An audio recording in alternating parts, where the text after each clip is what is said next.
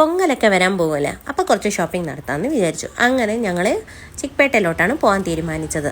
അപ്പോൾ വണ്ടിയിലൊക്കെ പോയാൽ നടക്കത്തില്ല എന്ന് വിചാരിച്ചുകൊണ്ട് ഞങ്ങൾ മെട്രോയിലാണ് പോയത്. ഞാനും എൻ്റെ അമ്മയും എൻ്റെ പപ്പയും കൂടിയിട്ടാണ് പോയത്. അവിടെ ഇറങ്ങിയ ഉടനെ ഞാൻ കാണുന്നത് ഈ ഓറഞ്ചാണ് കേട്ടോ. അങ്ങോട്ട് നോക്കിയാലും ഇങ്ങോട്ട് നോക്കിയാലോ ഒക്കെ ഇതാണ്. അപ്പോൾ തിരിച്ച് വരുമ്പോൾ നമുക്കിത് മേടിക്കാമെന്ന് വിചാരിച്ച് ഞങ്ങൾ നേരെ സാരി മേടിക്കാനുള്ള കടകളിലോട്ട്. ആ സ്ട്രീറ്റ് മൊത്തം സാരി, ചുരിദാർ, അങ്ങനെ എല്ലാ ടൈപ്പും ഉണ്ട് കേട്ടോ.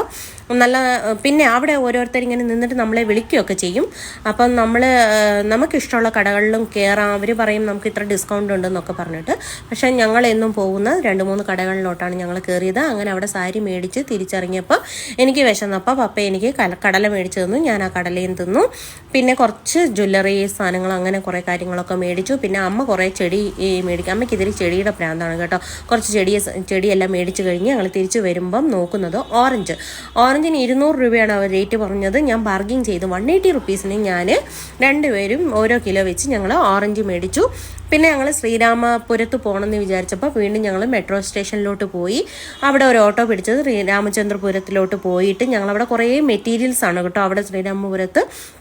അങ്ങനെ ഞങ്ങൾ കുറച്ച് മെറ്റീരിയൽസൊക്കെ മേടിച്ചു. ശരിക്കും പറഞ്ഞാൽ അവിടെ നല്ല നല്ല മെറ്റീരിയൽസ് ഉണ്ട് കേട്ടോ, ഈ നമ്മൾ ഈ ചുരിദാറൊക്കെ തയ്പ്പിക്കാൻ വേണ്ടിയിട്ട്. അങ്ങനെ കുറച്ച് മെറ്റീരിയലും കാര്യങ്ങളൊക്കെ മേടിച്ച് ഞങ്ങൾ വീട്ടിലോട്ട് പോകാമെന്ന് വിചാരിച്ച് ഞങ്ങൾ വീണ്ടും മെട്രോയിലോട്ട് തന്നെ വന്നു. അപ്പോൾ നിങ്ങൾക്ക് എല്ലാവർക്കും ഈ വീഡിയോ ഇഷ്ടപ്പെട്ടു എന്ന് വിചാരിക്കുക. അപ്പോൾ ഫോളോ ചെയ്യുക, ലൈക്ക് ചെയ്യുക. താങ്ക്